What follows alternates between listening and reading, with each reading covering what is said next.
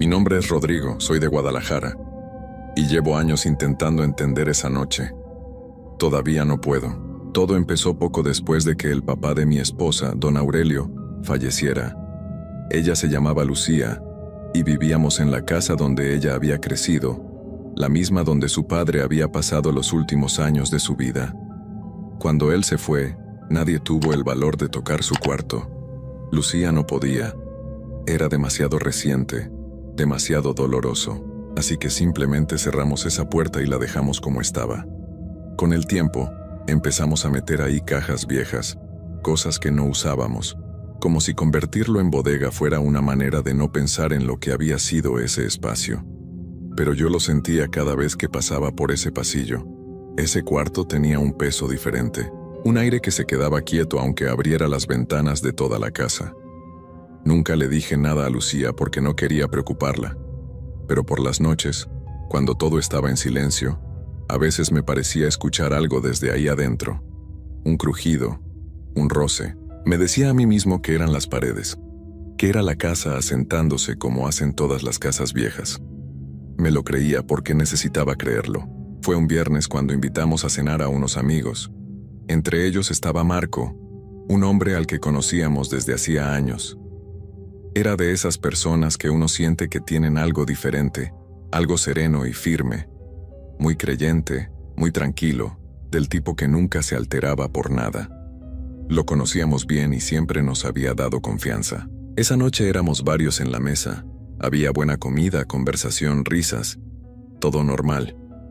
Pero en algún punto de la noche, Marco empezó a ponerse raro. Al principio pensé que era el calor, porque la cocina estaba encendida y la casa se sentía cerrada. Le pregunté si estaba bien y me dijo que sí, pero lo vi pálido. Luego lo vi llevarse la mano al estómago. Después dijo que sentía el cuarto dando vueltas, que tenía náuseas fuertes, que necesitaba recostarse un momento. Los demás invitados lo vieron y todos nos preocupamos porque Marco no era de los que se quejaban. Si él decía que se sentía mal, es porque realmente se sentía muy mal. El problema era que nuestra casa no era grande. La única habitación disponible en ese momento era el cuarto de don Aurelio. Lucía me miró y yo le devolví la mirada. Los dos pensamos lo mismo al mismo tiempo, pero Marco estaba ahí parado, sosteniéndose del marco de la puerta del pasillo completamente descompuesto. No había de otra. Abrimos el cuarto, movimos un par de cajas para despejar la cama que seguía ahí y lo ayudamos a recostarse. Le dijimos que descansara, que lo checaríamos en un rato, y cerramos la puerta. Volvimos a la mesa, pero ya nadie estaba igual de animado. Lucía estaba callada. Yo intenté seguir la conversación, pero tenía la cabeza en ese pasillo. Pasaron como 20 minutos, quizás media hora, y entonces lo escuchamos. Pasos. Dentro del cuarto. No eran pasos de alguien dando vueltas nervioso o buscando algo. Eran pasos marcados, lentos, con un ritmo constante, como alguien que camina de un lado al otro sin prisa, como si estuviera midiendo el espacio. Todos en la mesa nos quedamos callados al mismo tiempo. Lucía me agarró el brazo, y entonces, después de los pasos, vino algo peor, una risa, grave, profunda, que salía desde muy adentro. Una risa que yo nunca le había escuchado a Marco en todos los años que lo conocía. No era su voz, no era su tono. Era algo completamente distinto, como si hubiera otra persona ahí adentro. Me levanté, fui al pasillo, puse la mano en la puerta y llamé a Marco por su nombre. Nada. Volví a llamar. Silencio. Abrí la puerta despacio. Lo que vi me detuvo en seco. Marco estaba de pie en medio del cuarto, derecho, con los brazos a los lados, con una postura que no era la suya. El hombre que yo conocía siempre tenía los hombros un poco caídos, caminaba con pasos tranquilos, tenía una manera relajada de estar en el mundo. El que estaba frente a mí era completamente distinto. La espalda recta, el pecho hacia afuera, la cabeza ligeramente inclinada hacia un lado, y los ojos. No voy a poder describir bien lo que vi en esos ojos. Estaban en blanco, casi completamente, como si hubiera girado las pupilas hacia adentro. Me quedé en el umbral sin poder mover los pies. Lucía llegó detrás de mí y cuando lo vio soltó un sonido pequeño, como si el aire se le cortara en la garganta. Los otros amigos se asomaron desde el pasillo y uno de ellos retrocedió de inmediato. Marco giró la cabeza hacia nosotros, despacio, y habló. Dijo que esa casa era suya, con una voz que no era su voz. Más baja, más gruesa, con un peso extraño en cada palabra. Lo dijo con una calma que era peor que si lo hubiera gritado. Como alguien que no necesita levantar la voz porque está completamente seguro de lo que dice. Lucía empezó a temblar a mi lado. Yo quise decir algo pero no me salían las palabras. Entonces Marco dio un paso hacia nosotros y yo retrocedí sin querer. Se acercó a Lucía y lo que hizo me heló por completo. Se arrodilló frente a ella, despacio, con una solemnidad que no tenía ningún sentido, y con sus dos manos tomó uno de sus pies y lo acercó a su boca. Lo besó, como si fuera un gesto de reverencia, de reconocimiento, como si Lucía fuera algo sagrado o algo que le pertenecía desde antes. Lucía estaba paralizada. Yo di un paso hacia adelante sin saber qué iba a hacer, pero algo me frenó. Marco se levantó y la miró directo a los ojos. Luego puso su mano sobre el vientre de ella, con una firmeza tranquila, sin violencia, pero con una seguridad que me perturbó más que cualquier gesto brusco. La mantuvo ahí, sobre su abdomen, con los dedos ligeramente abiertos, como si estuviera sosteniendo algo invisible.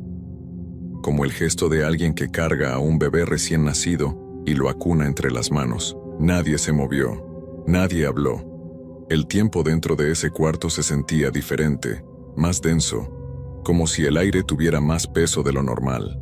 Y entonces sonó el teléfono de línea, el fijo, el que casi nunca usábamos y que seguíamos teniendo más por costumbre que por necesidad. Sonó desde la sala con ese timbre antiguo y fuerte que tienen esos aparatos. Todos dimos un respingo. Yo salí casi corriendo, más por instinto que por querer contestar, y levanté el auricular. Era mi mamá. Llamaba para preguntarme si ya había comprado un recibo que le había encargado días antes, algo completamente sin importancia. Le dije que sí, que todo estaba bien, que hablábamos después, y colgué. Cuando volví al cuarto, Marco estaba sentado en la orilla de la cama, con los hombros caídos, la cabeza gacha, frotándose la cara con las manos. Levantó la vista cuando me escuchó entrar y me preguntó cuánto tiempo había estado dormido. No recordaba nada. Esa noche los amigos se fueron temprano. Nadie habló mucho de lo que había pasado, como si todos necesitaran distancia para procesar lo que habían visto. Marco se fue confundido, diciéndonos que se sentía mejor pero que no entendía por qué le habían dado tan fuerte las náuseas. Lucía y yo nos quedamos solos en esa casa y ninguno de los dos pudo dormir. Desde esa noche, la casa se sintió diferente. No de una manera que se pudiera explicar con palabras exactas, sino en detalles pequeños. El pasillo hacia ese cuarto se sentía más largo. El silencio de noche tenía una textura distinta. Lucía evitaba pasar por ese lado sin que yo estuviera cerca. Y yo, aunque no le decía nada, hacía lo mismo. Pocas semanas después vaciamos el cuarto completamente. Sacamos todo, las cajas, los muebles, todo lo que quedaba de don Aurelio. Lo hicimos en un día, sin hablar mucho, como quien jala un diente rápido para que duela menos. El cuarto quedó vacío y limpio, pero eso no cambió lo que yo sentía cuando pasaba frente a esa puerta. Meses después, Lucía me dio la noticia. Estaba embarazada. Debería haber sido un momento de alegría pura, y en parte lo fue, pero también lo primero que me vino a la mente fue esa imagen. Las manos de Marco sobre su vientre. Esa firmeza. Ese gesto de cargar algo que todavía no existía. Lucía me lo dijo con los ojos brillando, y yo la abracé fuerte, muy fuerte, en parte de felicidad, y en parte porque necesitaba no pensar en eso. Pero pensé, y ella también pensó.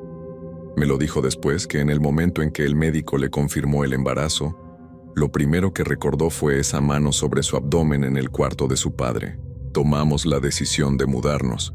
No fue difícil llegar a ese acuerdo porque los dos lo necesitábamos aunque ninguno lo decía en voz alta. Esa casa cargaba demasiado. El dolor de don Aurelio, esa noche, esa habitación. Necesitábamos un lugar que fuera solo nuestro, sin esas capas de cosas que no podíamos nombrar. El hermano mayor de Lucía, Tomás, me contó todo años después, una tarde que estábamos solos, y que de pronto me dijo que había algo que siempre había querido decirme. Me contó que en esa casa, mucho antes de que nosotros viviéramos ahí, habían pasado cosas, que su propio padre, don Aurelio, le había confesado en vida que ese cuarto siempre lo inquietó, que había veces que se despertaba en la madrugada con la sensación de que alguien estaba parado en la esquina mirándolo, que por eso siempre dormía con la luz del pasillo encendida, aunque fingía que era por otra razón. Que nunca le contó nada a su familia para no asustarlos, pero que a Tomás sí se lo dijo una vez, casi de pasada, como quien suelta algo que ya no puede seguir cargando solo. Tomás me dijo que lo que le pasó a Marco esa noche no le sorprendió cuando se lo conté, que ese cuarto siempre tuvo algo, que él creía que algunas cosas se quedan pegadas a los lugares, como humedad en las paredes, y que no siempre se van aunque uno quiera. No sé qué fue lo que entró en Marco esa noche. No sé si fue algo que vivía en ese cuarto desde antes, o si fue algo que llegó junto con la pérdida de don Aurelio y encontró ahí un lugar donde quedarse. Lo que sí sé es que lo que puso esa mano sobre el vientre de Lucía no era Marco, y que lo que sea que fue, sabía algo que nosotros todavía no sabíamos. Mi hijo nació sano, hermoso, sin nada que temer, pero hay noches en que lo miro dormir y pienso en esa mano, en esa firmeza tranquila, en esa voz que decía que la casa era suya. Y me pregunto si lo que sea que estaba ahí esa noche, simplemente se fue con nosotros. Esto le pasó a mi padre. Él me lo contó con su propia boca, con esa voz seria que usaba cuando algo lo había marcado de verdad. Y cuando terminó de hablar yo me quedé sin palabras, porque hay cosas que uno no puede explicar con lógica, cosas que pasan en silencio, que se meten en tu vida sin que te des cuenta, y que poco a poco te van destruyendo por dentro y por fuera. Mi padre casi lo pierde todo, su negocio, su paz, su familia, y la causa de todo eso estaba escondida en un rincón de su propia tienda, esperando, pudriéndose, haciendo su trabajo sucio. Quédate hasta el final, porque lo que encontró detrás de esas cajas esa noche te va a helar la sangre. Mi nombre es Rodrigo, soy de Guadalajara, México. Y esta historia me la contó mi padre hace algunos años, cuando yo ya era lo suficientemente grande para entenderla. Él se llama Ernesto, y durante muchos años tuvo una tienda de abarrotes en la planta baja de nuestra casa, una tienda sencilla, de barrio, de esas donde la gente llega a comprarlo del día a día. Arroz, frijol, refrescos, pan, lo básico. No era un negocio enorme, pero nos daba para vivir bien. Mi padre lo había construido con mucho esfuerzo, con años de trabajo y sacrificio, y era algo de lo que toda la familia estaba orgullosa. Por mucho tiempo todo funcionó bien. Los clientes llegaban, los productos se vendían, había movimiento todos los días. No éramos ricos, pero tampoco nos faltaba nada. La tienda era estable, predecible, tranquila. Mi padre conocía a casi todos sus clientes por nombre. Sabía lo que compraban, cuándo llegaban, qué preferían. Era un negocio de confianza, de esos que se sostienen no solo por los productos sino por el trato. Y así estuvo funcionando durante años, sin ningún problema grave, sin nada que indicara lo que iba a venir. Pero entonces, en cosa de pocas semanas todo comenzó a cambiar. Al principio parecía mala suerte. Eso fue lo primero que pensó mi padre, que era una racha mala, de esas que le pasan a cualquier negocio. Pero la cosa fue creciendo, y lo que comenzó como un inconveniente se fue convirtiendo en algo que no tenía ninguna explicación razonable. Lo primero que notó fue la comida. Los productos perecederos empezaron a echarse a perder mucho antes de lo normal. El queso, los lácteos, las carnes frías, todo comenzaba a oler mal en días, a veces en horas. Y no era problema del refrigerador, porque él lo revisó. Llamó a alguien que lo revisara también, y estaba funcionando perfectamente. La temperatura era la correcta, todo estaba bien colocado, pero aún así, los productos se descomponían como si estuvieran al sol. Tuvo que tirar mercancía, devolver productos, perder dinero. Y eso en un negocio pequeño duele mucho. Luego vinieron las quejas de los clientes. Gente de confianza, personas que llevaban años comprando en esa tienda, empezaron a regresar con caras de disgusto. Que el refresco sabía raro, que el pan estaba duro antes de tiempo, que el aceite tenía un olor extraño. Mi padre revisaba los productos y no encontraba nada malo, pero la gente seguía quejándose. Algunos dejaron de ir. Otros se lo decían con pena, como sin querer ofenderlo, pero lo decían. Y eso lo afectó mucho, porque su negocio se basaba en la confianza. Y sentía que esa confianza se estaba cayendo a pedazos, sin que él pudiera hacer nada para evitarlo. Y mientras el negocio se iba deteriorando, el ambiente en la casa también empeoró. Mi padre dice que fue algo gradual, casi imperceptible al principio, pero que con el tiempo se volvió insoportable. Él y mi madre comenzaron a discutir por cosas sin importancia, por tonterías, por malentendidos que antes nunca hubieran causado ni un roce. La convivencia se volvió tensa, pesada. Había un cansancio raro en todos, un agotamiento que no correspondía a lo que hacían. Mi padre se levantaba por la mañana, sintiéndose como si no hubiera dormido. Mi madre estaba irritable todo el día. Mis hermanos mayores peleaban entre ellos constantemente. Era como si algo en el ambiente de la casa hubiera cambiado, como si el aire mismo se hubiera vuelto denso y oscuro. Pero lo que de verdad empezó a inquietar a mi padre, lo que hizo que algo en él dijera que aquí hay algo más, fueron las cosas que no tenían explicación lógica. En una esquina del local, hacia el fondo donde se apilaban varias cajas de productos, siempre había moscas. No en toda la tienda, sino ahí, en ese rincón específico. Todos los días, sin importar cuánto limpiara, sin importar si ponía repelente o fumigaba, las moscas volvían al mismo lugar, solo ahí. Como si algo las atrajera, como si algo las llamara. Mi padre las espantaba y al rato ya estaban de vuelta, zumbando en ese mismo rincón, dando vueltas como si estuvieran sobre algo muerto. Además, había un foco justo sobre ese rincón que se fundía constantemente.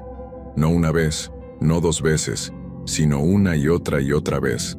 Lo cambiaba y al poco tiempo se volvía a fundir. El electricista le dijo que no había problema en el cableado, que todo estaba bien. Pero el foco seguía fundiéndose, solo ese, solo el que estaba sobre ese rincón. Y luego estaban las cajas. Las que tenía apiladas en ese fondo de la tienda aparecían movidas. No todas, no de manera exagerada, pero él era un hombre ordenado que sabía exactamente cómo dejaba las cosas, y notaba cuando algo había cambiado. A veces llegaba por la mañana y las cajas estaban en diferente posición. Preguntaba si alguien había entrado, y no, nadie había entrado.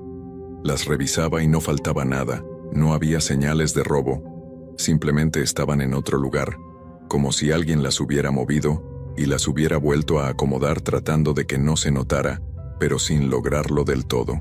Mi padre aguantó semanas así. Semanas de pérdidas, de tensión, de cosas sin explicación. Trató de encontrar razones lógicas para todo. El refrigerador, la temporada, el estrés, el cansancio. Se convencía de que era una racha mala y que iba a pasar, pero no pasaba. Al contrario, cada semana que pasaba las cosas estaban peor. El negocio estaba cayendo en picada, la familia estaba al borde del quiebre, y él se sentía impotente porque no encontraba la causa de nada, hasta que una noche decidió mover las cajas. No tenía un plan, solo estaba harto de las moscas, harto de ese rincón, harto de sentir que algo ahí no estaba bien y no saber qué era. Era tarde, ya no había clientes, y se puso a mover las cajas una por una, y mientras las movía, el olor se fue haciendo más fuerte. Un olor a humedad, a tierra mojada, a algo que llevaba tiempo ahí sin que nadie lo viera. Y cuando quitó la última caja, la que estaba pegada a la pared, lo vio. Había un hueco. Un espacio entre el piso y el muro. Un hueco pequeño pero suficiente, como si alguien lo hubiera abierto con cuidado y luego hubiera tapado con la caja para que nadie lo encontrara. y dentro del hueco, apenas visible en la penumbra, había una bolsa negra. Mi padre dice que en ese momento sintió algo muy raro, un frío que no era del ambiente, algo que le subió por la espalda y le llegó hasta la nuca. Una parte de él no quería tocarla, pero otra parte, la parte que ya estaba desesperada, la necesitaba abrir. Así que la sacó con cuidado, la puso sobre el piso y la abrió. Lo que encontró adentro le quitó el aliento. Había una foto suya. Una foto donde él salía solo, de esas que uno se toma sin pensar mucho, y alguien la había recortado o conseguido de alguna manera.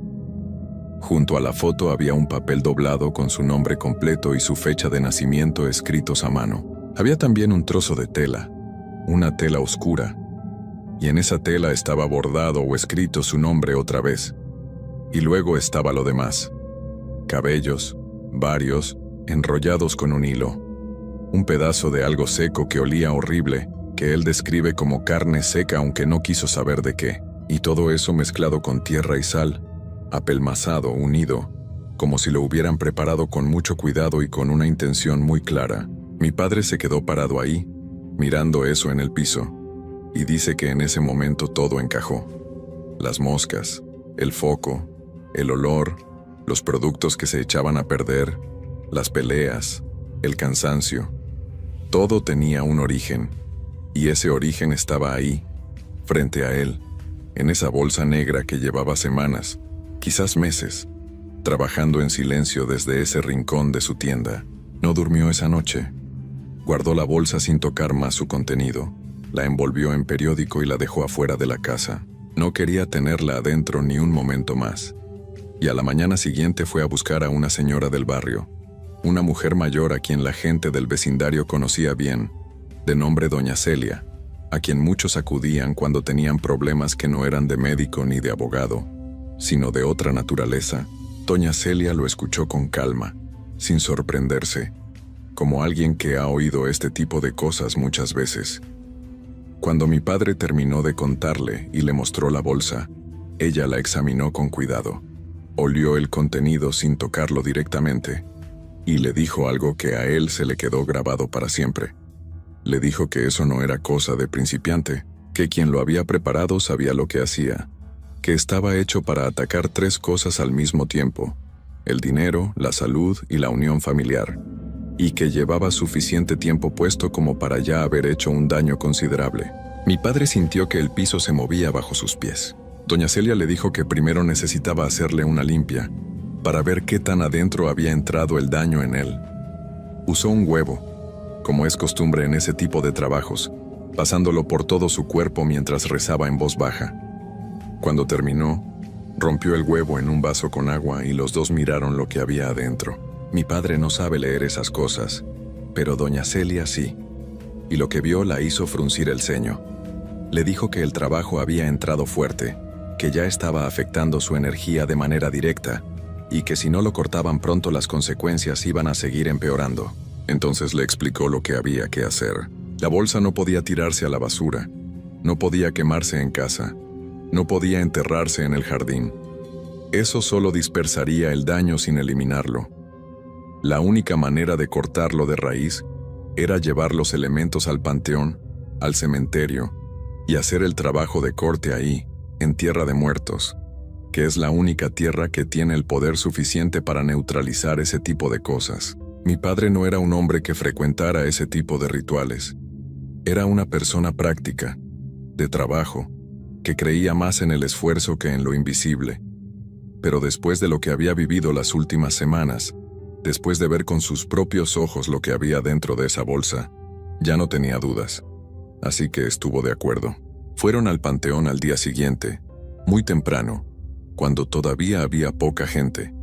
Doña Celia llevaba todo lo que necesitaba en una bolsa de tela, una botella pequeña de alcohol, un recipiente de metal, unas hierbas que mi padre no reconoció, y algo más que ella no le mostró. Entraron juntos y ella lo llevó hacia una zona del panteón donde las tumbas eran viejas, algunas sin nombre ya, algunas sin flores desde hacía mucho tiempo. Un lugar olvidado dentro de un lugar de silencio. Ahí, sobre esa tierra gastada, Doña Celia sacó la bolsa negra y la abrió con mucho cuidado. Fue separando los elementos uno por uno. La foto, el papel con el nombre, la tela, los puso juntos a un lado. El resto, la tierra, la sal, la carne seca, los cabellos, los fue poniendo en otro montón. Le explicó a mi padre que los elementos de su identidad, su foto, su nombre escrito, la tela con su nombre, eran los que mantenían el trabajo unido a él, los que hacían que el daño lo siguiera a donde fuera, y que esos eran los que había que destruir primero. Vertió alcohol sobre ellos dentro del recipiente de metal y les prendió fuego. Mi padre dice que mientras ardían sintió algo extraño, algo difícil de describir, como si algo que había estado pegado a él se estuviera despegando. Un alivio físico, casi como soltar un peso que no sabías que cargabas. Las llamas consumieron la foto, el papel, la tela, y cuando terminaron, doña Celia apagó los restos con un poco de tierra y rezó algo en voz muy baja, con los ojos cerrados, durante varios minutos. Luego cavó un hueco pequeño junto a una cruz que estaba en esa zona, una cruz vieja de cemento sin nombre, y ahí enterró las cenizas junto con lo demás, la tierra, la sal, lo que quedaba de la carne seca. Lo tapó bien, acomodó la tierra, y cuando terminó, se limpió las manos con una de las hierbas que traía y le dijo a mi padre que ya estaba hecho, que el trabajo estaba cortado, que lo que había estado alimentándose de su vida ya no tenía de dónde sostenerse. Salieron del panteón en silencio. Mi padre dice que el aire afuera se sentía diferente. O quizás era él el que se sentía diferente.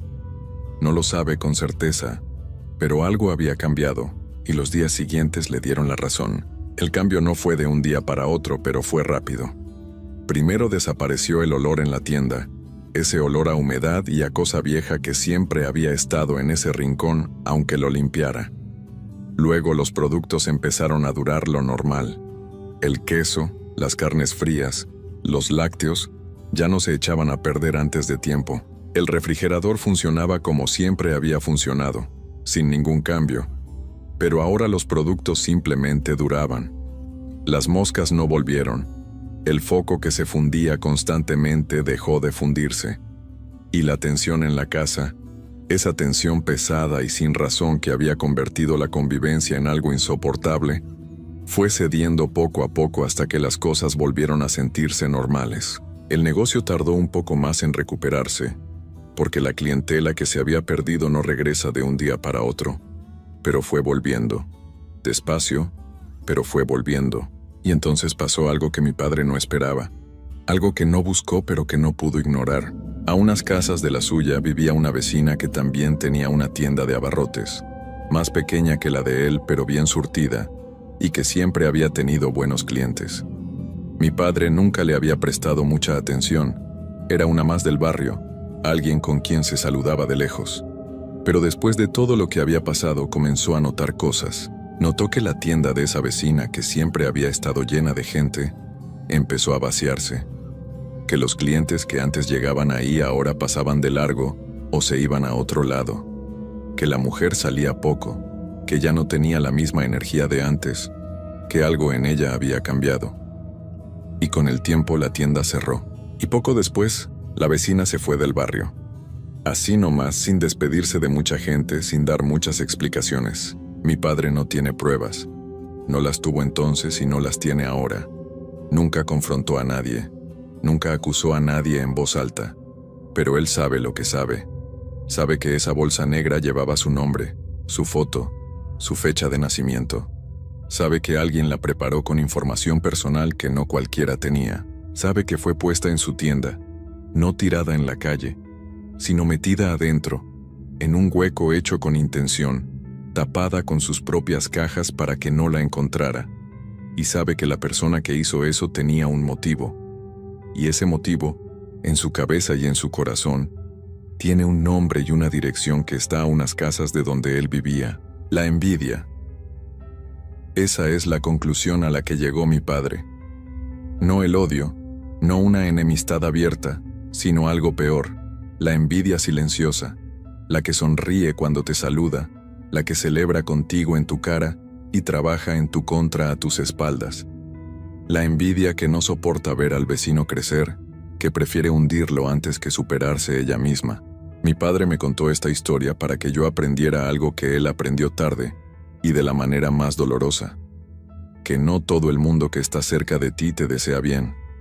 Que hay personas que conviven contigo, que te ven todos los días, que te saludan con una sonrisa y que por dentro cargan un rencor que tú ni imaginas. Y que a veces ese rencor toma formas que van más allá de lo que entendemos con la razón. Yo crecí escuchando esta historia y nunca la olvidé.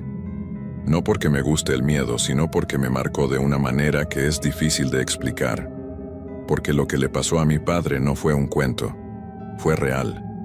Fue su vida, fue el negocio que construyó con años de trabajo casi destruido en semanas por algo que estaba escondido en su propio local. Fue su familia al borde del quiebre, sin saber por qué. Fue el hallazgo de esa bolsa negra en un rincón que nadie miraba. Y lo que más me queda, lo que no me puedo sacar de la cabeza cada vez que recuerdo esta historia, es una sola pregunta que nunca tiene respuesta suficiente. ¿Cuántas veces estamos siendo afectados por algo que ni siquiera sabemos que existe, escondido en algún rincón de nuestra propia casa, trabajando en silencio, esperando que todo se derrumbe? Cuídense mucho, y de vez en cuando muevan las cajas.